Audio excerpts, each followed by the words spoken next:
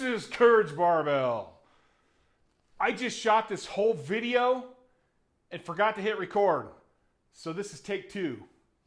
Today, I'm going to give you a very simple, very easy unilateral movement that is great for the glutes, also the hamstrings and the low back. But I want to preface this by saying, if you're always looking for new exercises and you always need to mix it up, let go of that idea. There's only so many exercises. There's actually plenty of exercises you can rotate through. Don't worry about always looking for new exercises. Worry about doing the exercises you know well. Do them with intent. Do them with good technique. Have good mind-muscle connection and know what muscles you're trying to work by performing that exercise. I've got almost 40 years lifting. I'm not even intelligent enough to tell you how many bench presses I've done, how many deadlifts I've done, how many curls I've done, how many squats I've done. It's a number I probably couldn't even tell you anyway because I wouldn't know how. That being said, I'm going to show you a unilateral movement tonight. And if you are looking, I need to mix it up, are you doing unilateral movements? Have you been doing a bunch of bilateral movements? You know, a squat, a bench. Are you doing anything unilaterally where you have to work your stabilizers and you have to focus more on that movement to get the workout? I know guys that can squat 1,000 pounds, but will have trouble walking upstairs. Guys that can squat huge squats, but they can't barely do a Bulgarian split squat. They've done everything bilaterally, and the muscles that it takes to do something unilaterally are extremely weak. And this leaves them very susceptible to injuries, a lot of really bad joint wear, and in the long term, it's going to catch up with them. Unilateral movements are actually very, very important. It's kind of hard. It's kind of like if you're a big meathead or you're a guy like me. I don't consider myself a meathead, but I like to lift heavy. You're not going to lift as heavy unilaterally. But in the long term, like my friends that I've known that could do a 1,000-pound squat but suck unilaterally, if they did unilateral work, I bet money their bilateral squat would go up quite a bit. So today, I'm going to show you a single leg dumbbell RDL, Romanian deadlift. Now, I'm going to show you what a Romanian deadlift is to me. I've actually looked this up multiple times. I get different shit every time. I get a dumbbell deadlift. Well, okay, how's a dumbbell deadlift different than an RDL? It's just confusing to me, so I just do things. I have my own names for them. I don't really give a shit. It works for me. I know what they do. I know how to make people perform them, and they work awesome.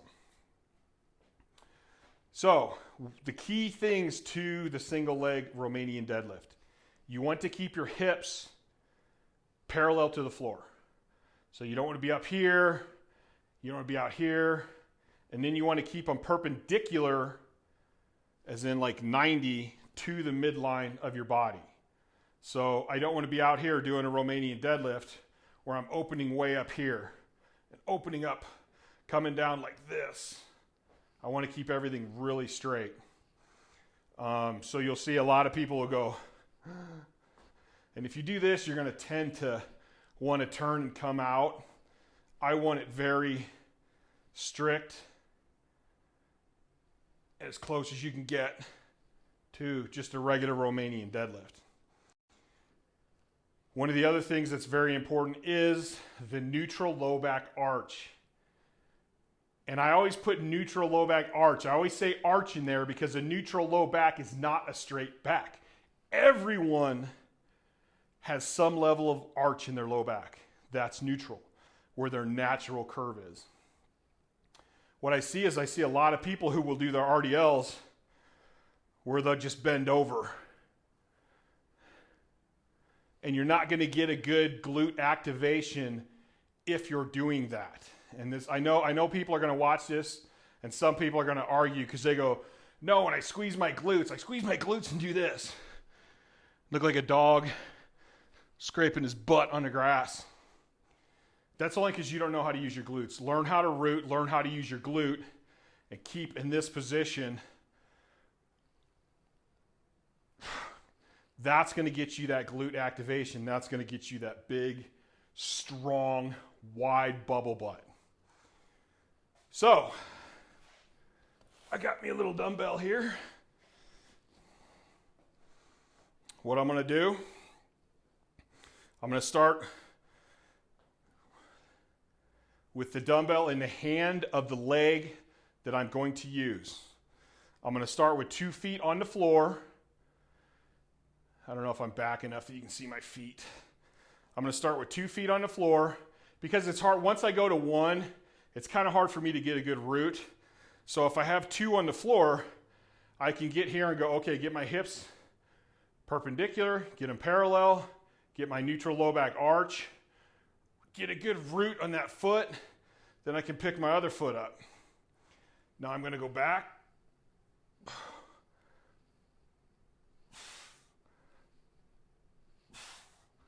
And what I'm doing is we're not trying to do a straight leg deadlift. We're not coming forward like this. We're actually hinging the butt back.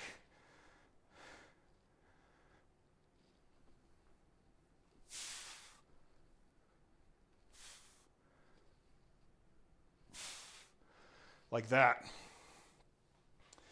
One of the other things, this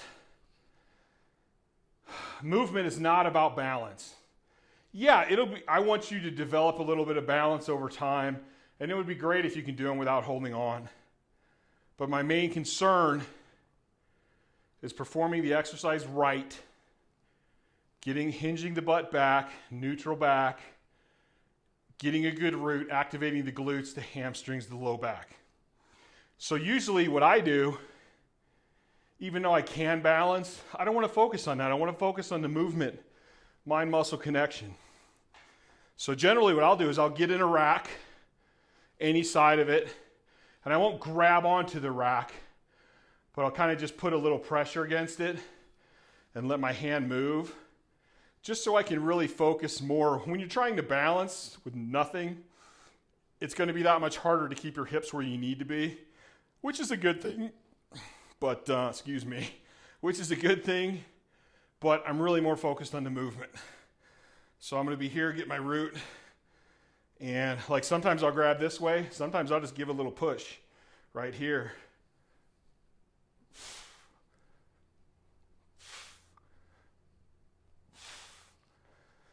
Same thing if I come over here.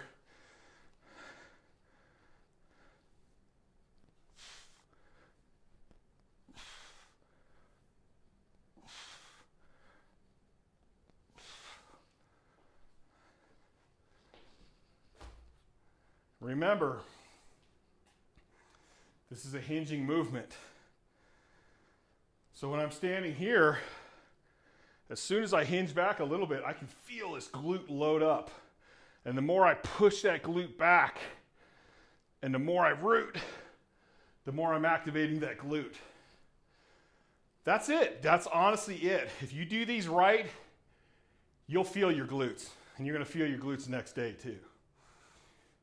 This, to me, I categorize it as a supplemental movement, almost even a finishing movement. So if, say, I'm doing a dynamic effort day, I'm going to do my warm-up, dynamic squats, dynamic deads, say reverse hypers, glute ham raises. Then I'm going to throw these in for 3 to 4 sets, 8 to 12 reps.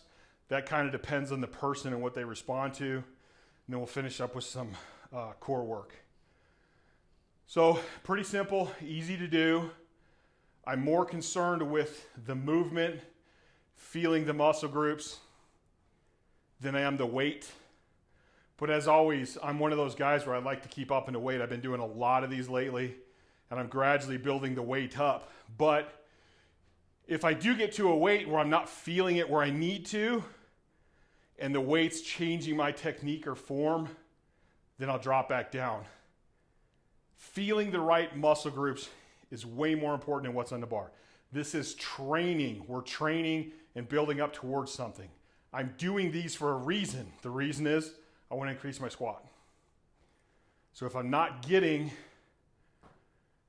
out of it why it's in my training, then it's pointless. So if you're sacrificing going heavy and losing what you're supposed to get, there's no point to it. Lift intelligently. Meathead bullshit don't cut it. And intelligent lifting is growing. Guys are getting stronger and stronger. It's because they're intelligent. If you want to maintain a meathead, you're just going to get left behind. So, that's it. Please like this channel. Please subscribe to this channel. Please share this channel. Share it with all the lifters you know. Tell them to come Courage Barbell YouTube channel and check it out. Please check out Chad Ikes on Instagram. I post a little bit of everything on there. I do a lot of stuff that's in my head every day. Positive stuff about lifting, life, becoming a better all-around person, because strength encompasses us and our entire lives. The better our lives are, the better our training is going to be. Please go to CourageBarbell.com, pick up some apparel, some stickers, a water bottle. I'm way behind on posting shirts. I just got a couple more designs up. Hopefully they'll be up on the website soon. Check out my column on EliteFTS.com. I got some more articles coming out on that soon, I hope. And that's about it. So, I'm going to let you guys go. Until next time, Chad Ikes, Courage Barbell, and I'm out of here.